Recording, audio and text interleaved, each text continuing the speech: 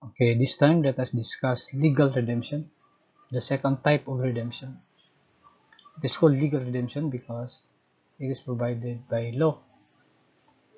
Law means that is the source of this right to redeem. Okay. Legal redemption is the right to be subrogated upon the terms and conditions stipulated in the contract in the place of one who acquires the thing by purchase or by dation in payment or by other transaction whereby ownership is transmitted by onerous title. Okay. Uh, Ibig sabihin ng class, this uh, legal redemption is given by law. This is not agreed by the parties. This is given by law to a particular person in cases of sale, which is particularly pointed out by the civil code. Let us start with the co-owners. Okay. A particular property have several owners, so they are called co-owners. A co-owner of a thing may exercise the right of redemption in case the shares of all the other co-owners or any of them are sold to third persons. Okay, co-owner. There is a thing owned by several persons. Okay. One or more of the co-owners sold their portion. The remaining co-owner can redeem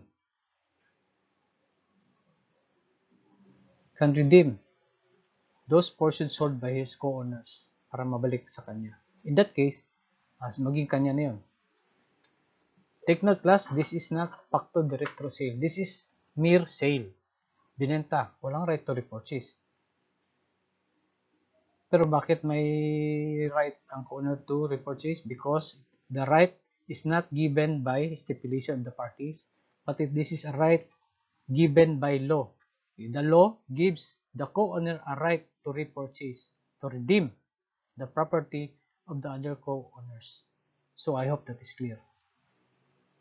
Okay, ulitin ko lang example. For example, isang property owned by 3 persons, for example.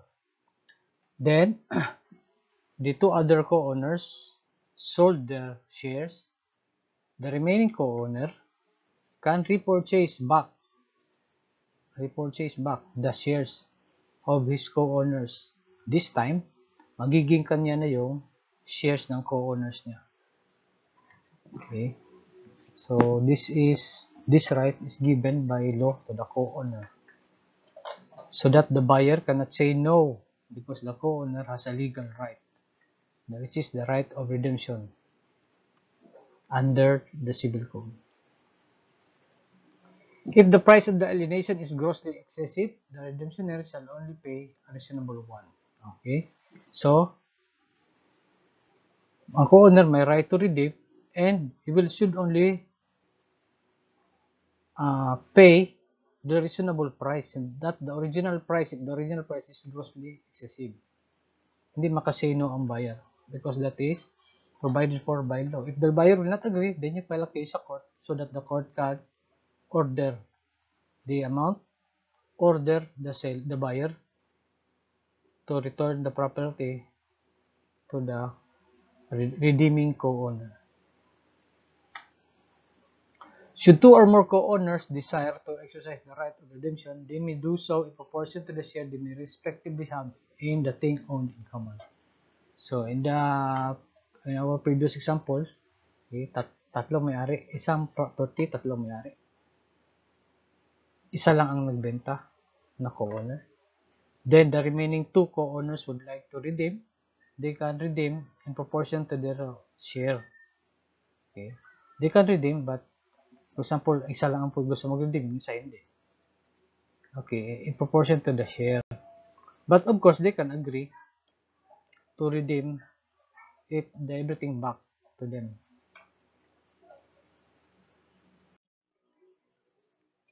Okay, this time, owners of adjoining lands. Yung kanina, co-owners of the same property. This time, owners among adjoining lands. Okay. They are owners of different lands, pero yung lands magkatabi. Example, Mr. A owns a particular land, and then sa tabi niya is another land owned by Mr. B. So they are not co-owners, but they are owners of adjoining lands, lupa na magkatabi. So in case of a rural land are in contrast is outside of urban areas. Okay. So rural lands, nasa rural areas of course. The owners of adjoining lands shall have the right of redemption when a piece of rural land, the area must not exceed 1 hectare, is alienated or sold. Alienated class means sold, unless the grantee does not own any rural land. Ano ibig sabihin?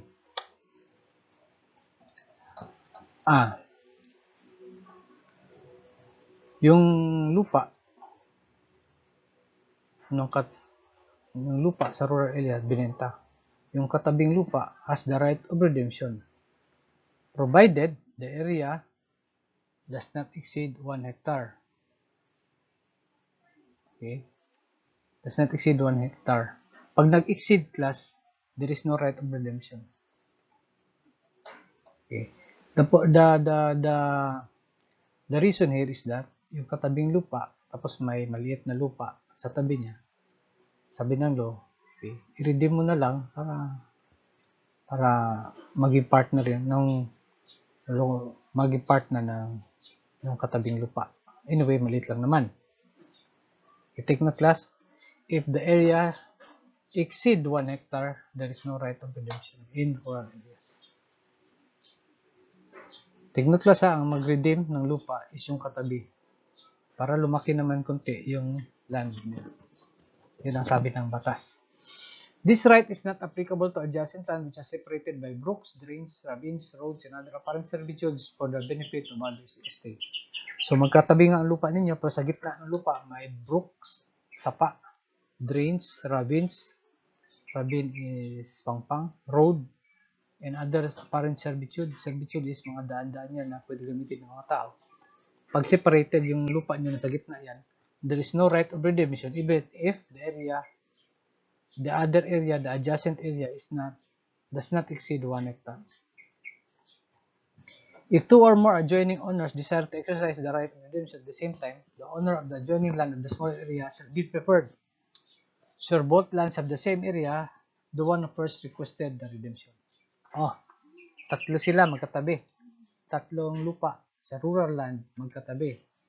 Yung isa, yung nasa gitna, binenta niya yung lupa niya. And now, yung dalawang nasa tabi would like to redeem. The law says, kung sino yung mas maliit ang area, yun siya ang pwede mag-redeem. Hindi yung isang malaki. Yung mas maliit. Take note class that the area na should be redeemed should not exceed 1 hectare. Okay, halimbawa, pareha sila ng lupa kalaki. Okay. Yung sino yung nauna na nag-request ng redemption, siyang pwede mag-redeem doon sa lupa na binenta, which does not exceed 1 hectare.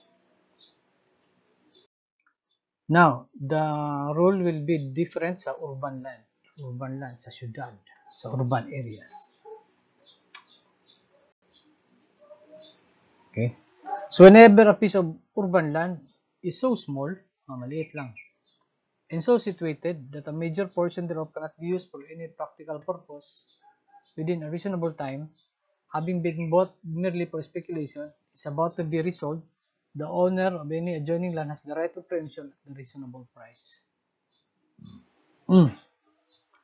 Ang sinasabi dito sa portion na ito, okay, hindi pa nabenta, ibenta pa lang, is about to be resold.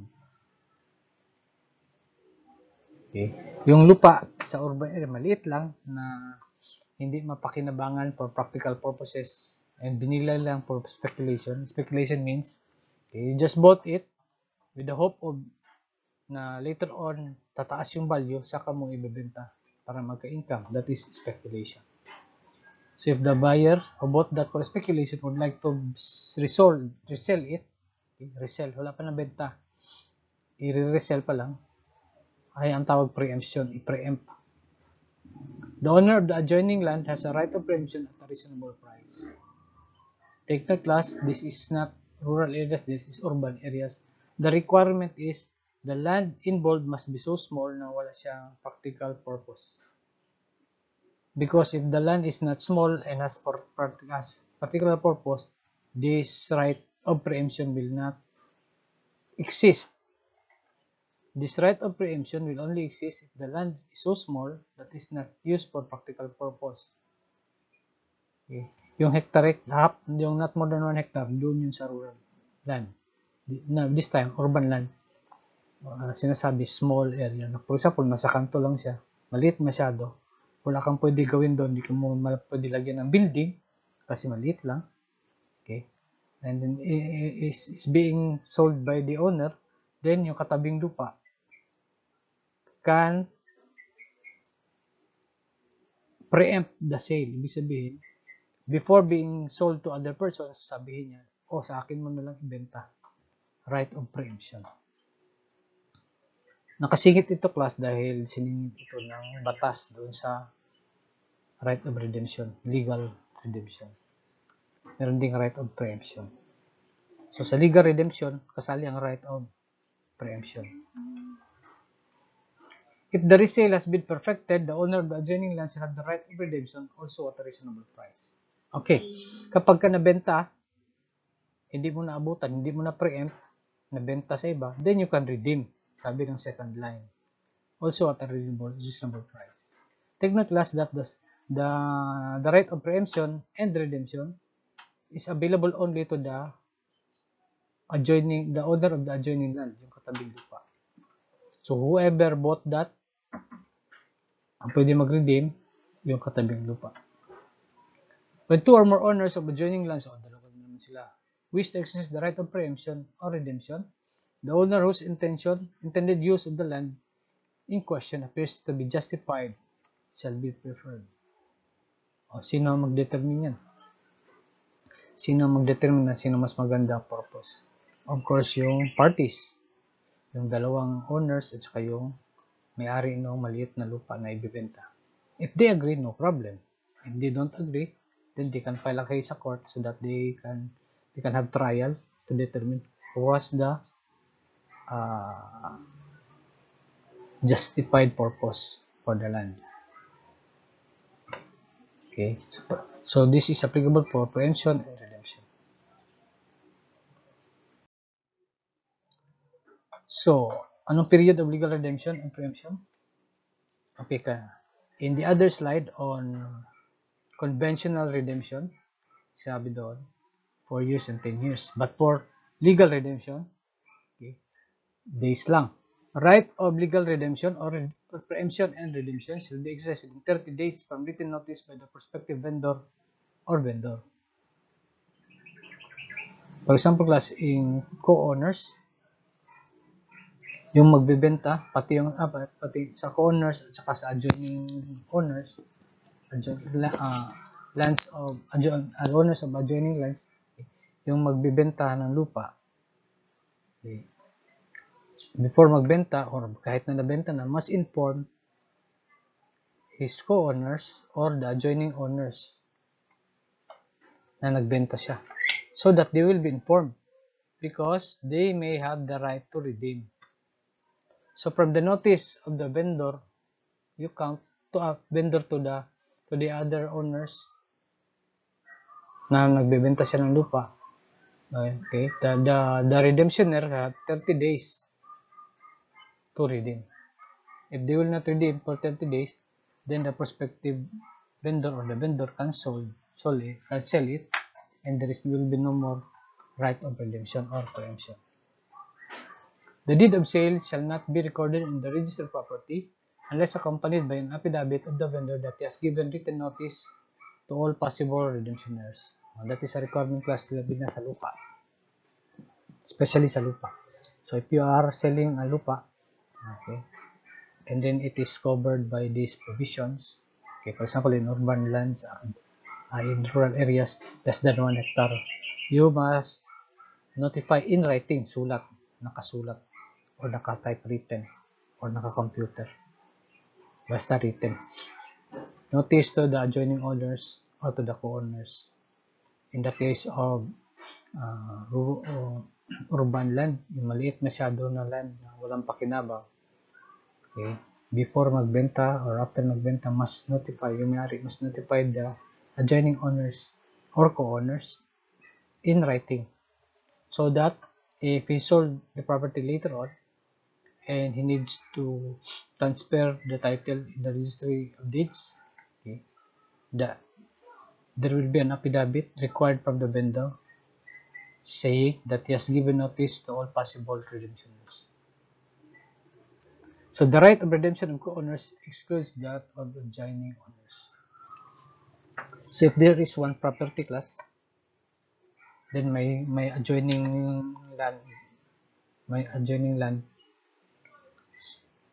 tapos yung land na ibibenta may co-owners, okay, ang priority na mag-redeem yung co-owner ng land na ibibenta, hindi yung adjoining owners. Okay, so yung co-owners will have preferred right of redemption over the adjoining owners na katabi lang na lupa. So that is all for legal redemption.